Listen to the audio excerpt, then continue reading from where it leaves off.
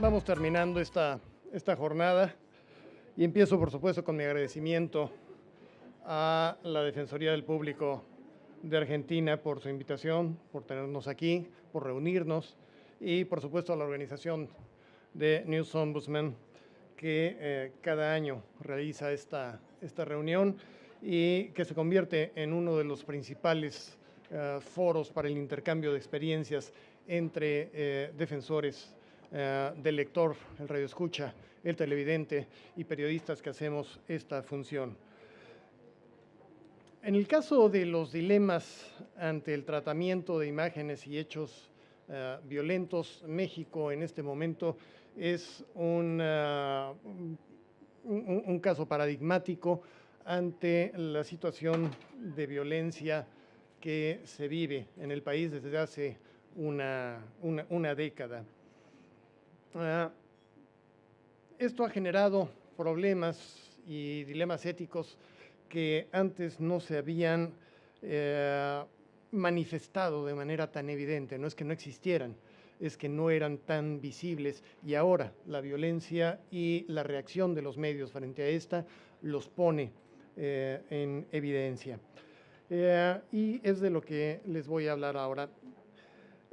La prensa en general suele debatirse entre la necesidad de ser rentable y los límites deontológicos que se ha impuesto a sí misma para ejercer un periodismo responsable. Tras este dilema, suelen ocultarse consideraciones mercantiles de la industria que se expresan en la necesidad de rating, de circulación, de clics. En esa dicotomía, se confunde el debate sobre el sensacionalismo y el periodismo ético, sobre la información y el entretenimiento, sobre el rigor y la espectacularización, sobre la estética y el morbo. Y a veces, particularmente en México hoy día, todo se reduce a la sobrevivencia, literalmente. El espacio aquí es breve, así que me voy a limitar a plantear solo un par de dilemas que son transversales a toda la prensa mexicana, a su realidad y a sus retos del presente y del futuro inmediato.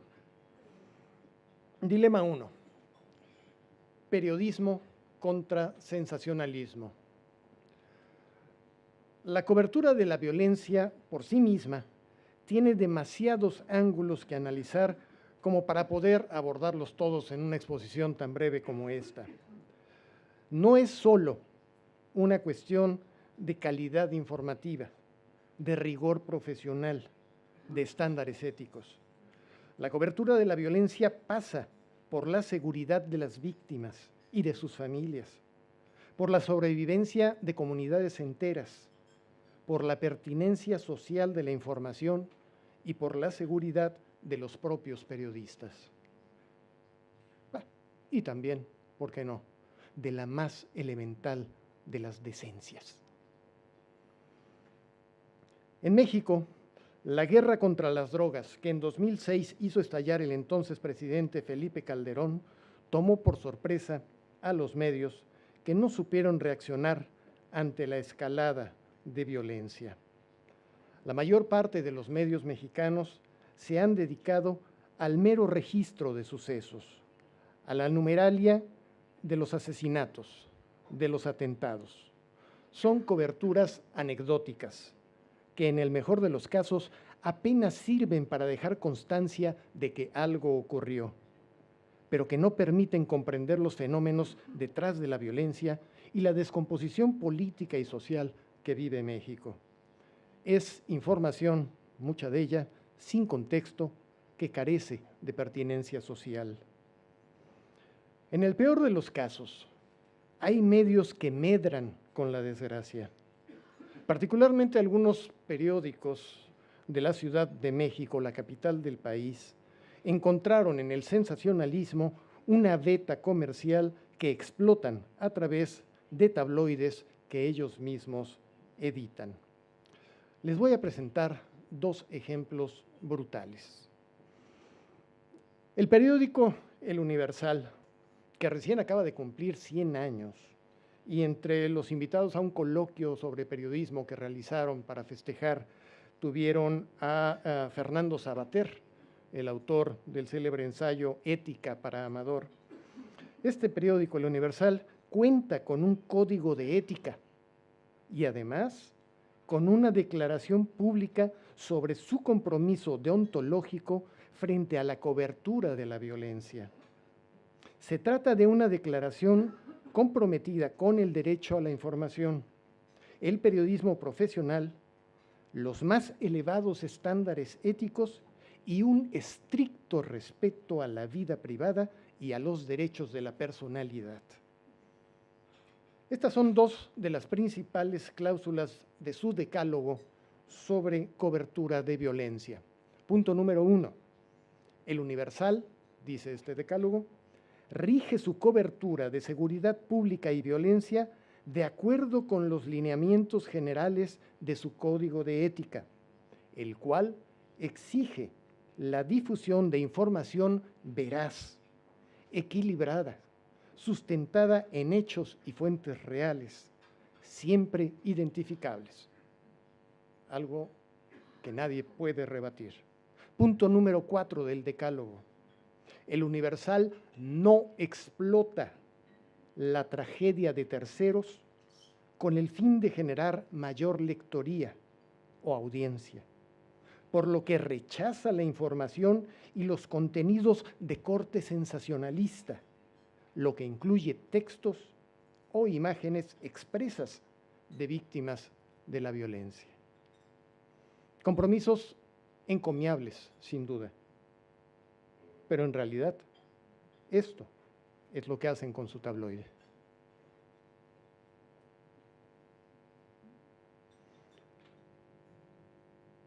Otro diario de referencia en la Ciudad de México, el periódico Reforma, suele presentarse a sí mismo como ejemplo de profesionalismo y de elevados estándares éticos. Es uno de los pocos periódicos mexicanos que desde su fundación cuenta con un código de ética. Este diario pertenece al grupo Reforma, cuya historia se remonta a 1922 y posee en total 9 periódicos en las principales ciudades del país. El código de ética de Reforma es singular.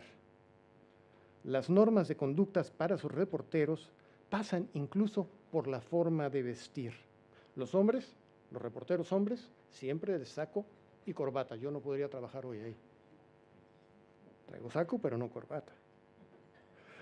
Y las mujeres, las reporteras mujeres, sin escote ni faldas cortas. El nacimiento de Reforma en 1993 significó verdaderamente una bocanada de aire fresco en la prensa de la Ciudad de México. Prometía ser un periódico en serio. Y de hecho, ha recibido varios premios internacionales, porque hacen buen periodismo, tiene buenos periodistas. Pero también, muy pronto, mostró su apetito por las ganancias fáciles. Así que decidió publicar el tabloide Metro. México, Metro lo conocen la mayor parte de ustedes en Europa.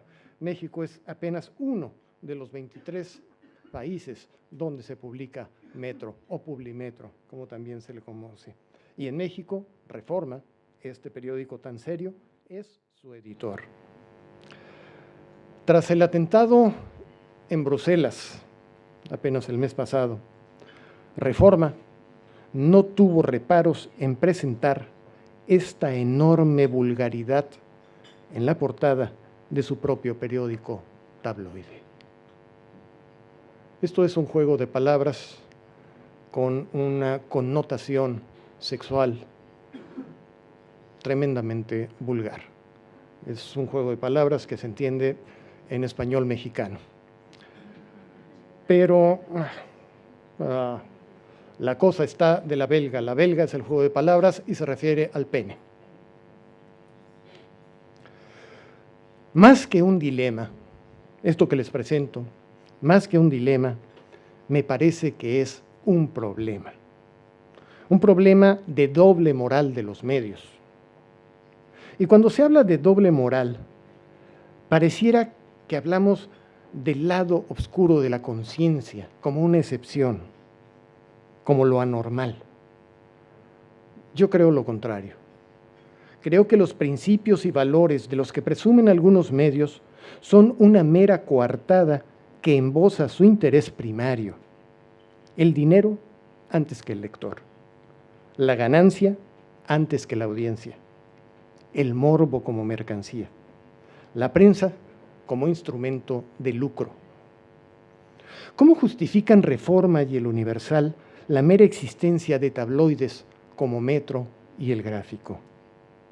Y aun si pudieran hacerlo, ¿de qué tamaño es la hipocresía de los dueños y directivos que desde el autoengaño se erigen como referentes éticos?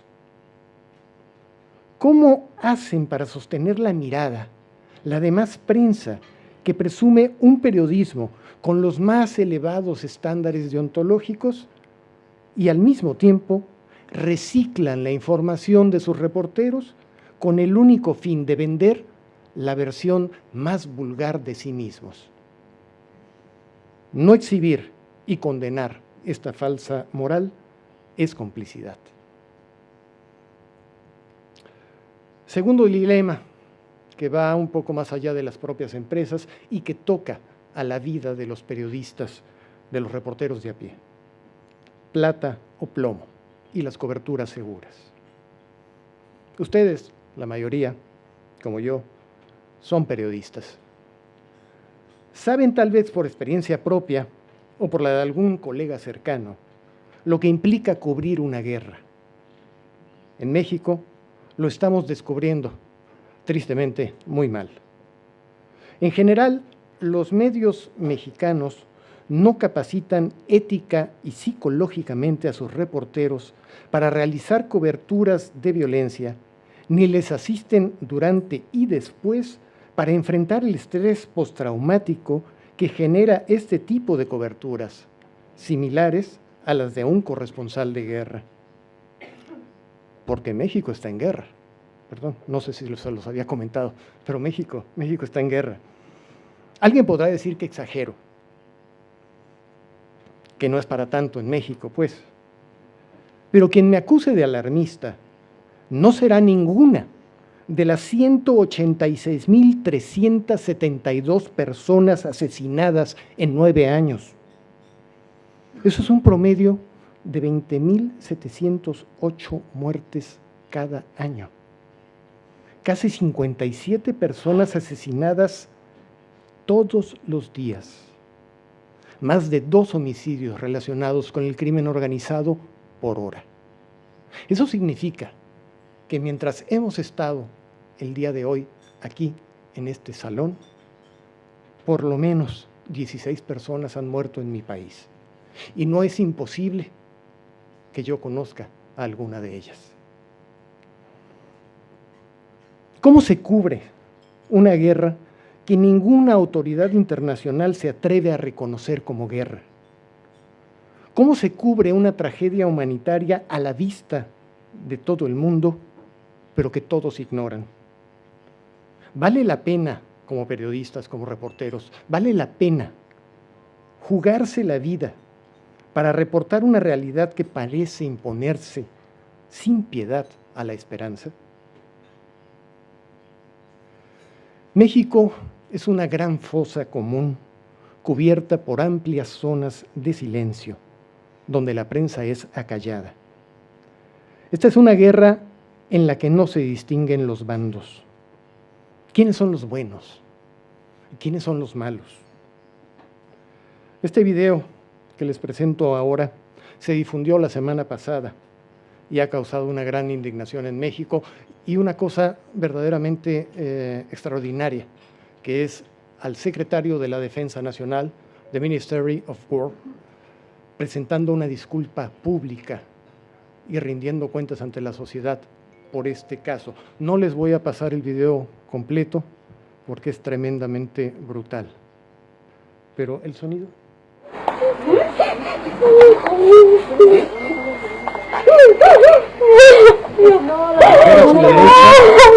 Es un soldado del ejército mexicano.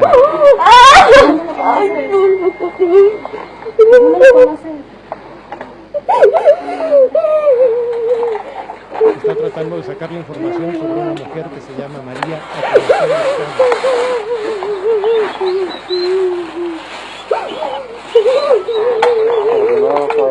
Los militares están ahí potenciándolo y alguien más lo está filmando.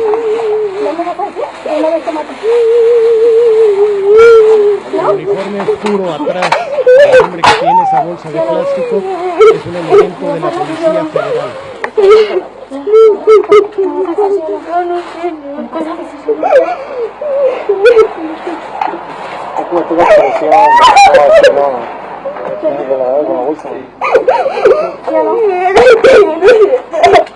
Vamos para atrás, mira.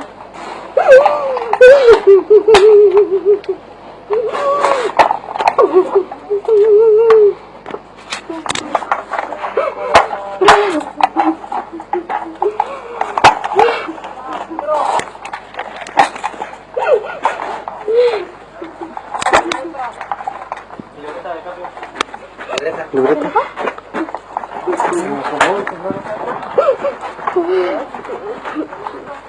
Curiosamente, una de las cosas que más indigna de este video en las redes sociales es al final que vamos a llegar ahí. Cuando esta mujer militar se queja de la mujer a la que está torturando y le dice pinche vieja dramática. Fucking dramatic girl.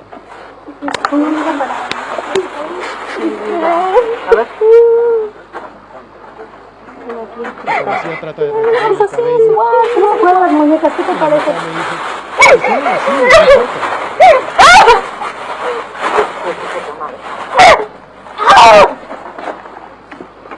¿Vas a hablar?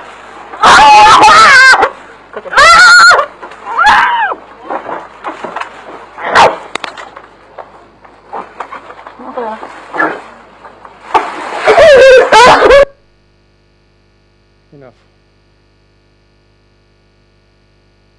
Muchos medios en el mundo están conscientes de esto. No es gratuito que en 2010 Los Angeles Times enviara a México a su reportera Tracy Wilkinson, una experimentada corresponsal de guerra que antes de llegar a México cubrió precisamente la guerra de los Balcanes, los conflictos en Medio Oriente, en Irak, en Israel, las guerras civiles en Nicaragua y El Salvador. Actualmente ya se retiró de México, es la corresponsal de Los Angeles Times en Washington. Pero mientras fue corresponsal en México, Wilkinson aplicó las llamadas reglas de Bagdad para la cobertura de conflictos armados: llegar rápido, reportear y salir. Los periodistas mexicanos no podemos hacer eso. Nosotros llegamos rápido, reporteamos y nos quedamos. Y en el caso de muchos colegas míos, ni siquiera cuentan con el respaldo de sus propios medios. Trabajan en condiciones infrahumanas, percibiendo salarios ridículos y a veces poniendo en riesgo a sus propias familias, que pueden ser víctimas, junto con ellos, de represalias del crimen organizado. Y todo esto en un ambiente de absoluta impunidad. La frase plata o plomo que marca este dilema se refiere a las condiciones en que trabajan muchos periodistas mexicanos en más de la mitad del país, donde el crimen organizado, a veces organizado por gobiernos municipales y estatales, les impone la agenda informativa diaria y los somete a censura. Cuando se resisten, les cobran caro. El mapa que ven muestra el registro de 56 ataques contra la prensa en 13 estados del país. Ataques que incluyen granadas arrojadas dentro de sus instalaciones y redacciones acribilladas por comandos con armas de grueso calibre. Algo así como Charlie Hebdo, precisamente. Esta es la brutal realidad para demasiados periodistas en México. Informar en estas condiciones ha dejado de ser un acto periodístico para convertirse en un acto de valor y a veces en un acto de resistencia. Esta otra gráfica muestra los lugares donde han sido asesinados 92 periodistas en México. Y la fuente de la violencia contra la prensa mexicana no se limita al crimen organizado ni a funcionarios públicos corruptos, sino que se ha extendido a organizaciones civiles, sindicatos e incluso partidos políticos. Plata o plomo. Este es el dilema más fuerte que deben enfrentar todos los días buena parte de la prensa en México. Un país con más de 1,000 noticieros de radio y de televisión y más de 5,000 periódicos y revistas, cuya agenda informativa a veces es un dilema: informar o morir. Muchas gracias.